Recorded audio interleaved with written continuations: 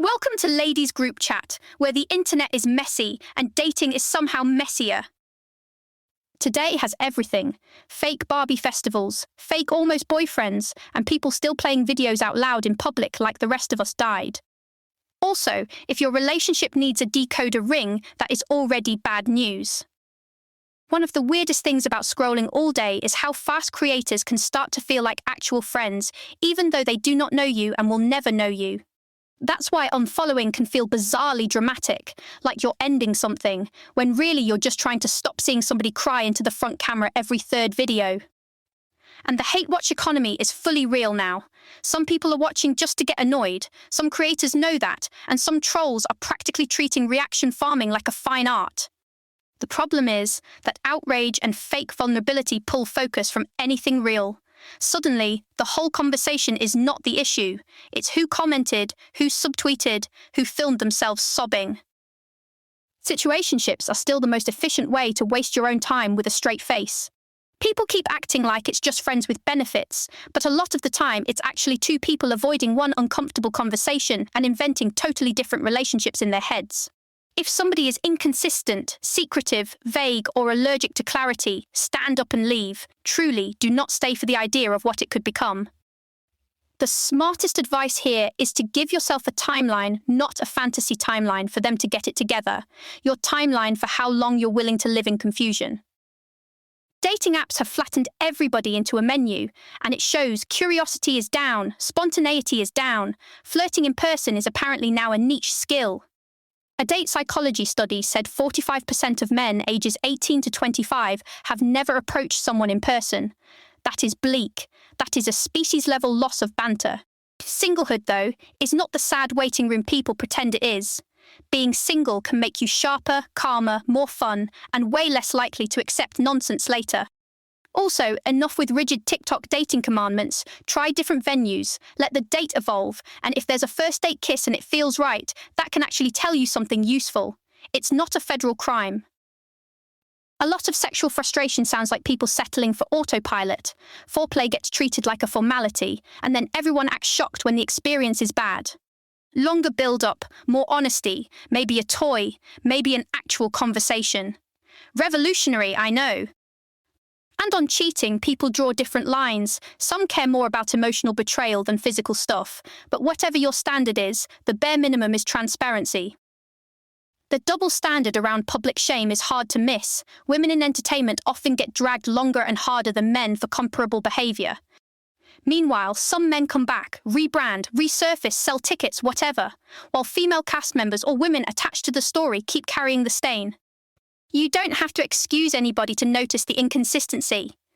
The point is whether your moral standards and your professional consequences line up across gender.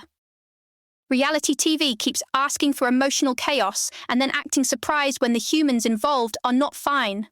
There's a big difference between production that treats contestants like disposable props and shows that actually invest in relationships over time. That's why people keep side-eyeing franchises where cast members seem set up, edited into a role, or just left hanging while producers chase a clean storyline. At the same time, the genre is evolving with the audience. More married couple and family storylines, older casts, still huge reunion numbers. People absolutely will show up to watch everyone relitigate a season in formal wear. The Blake Lively defamation case got narrowed down, with 10 of 13 claims dismissed, including a sexual harassment allegation, and the remaining claims are heading toward trial.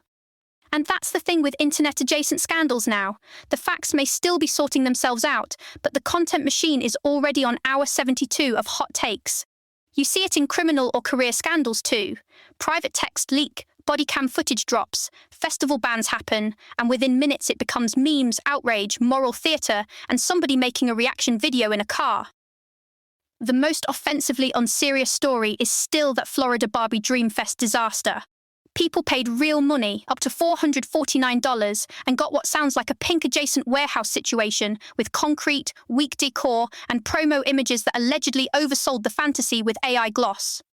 Honestly, if you market a dream world and deliver community center sadness, people are going to want refunds and maybe a lawyer. This is the flip side of the big interactive event era.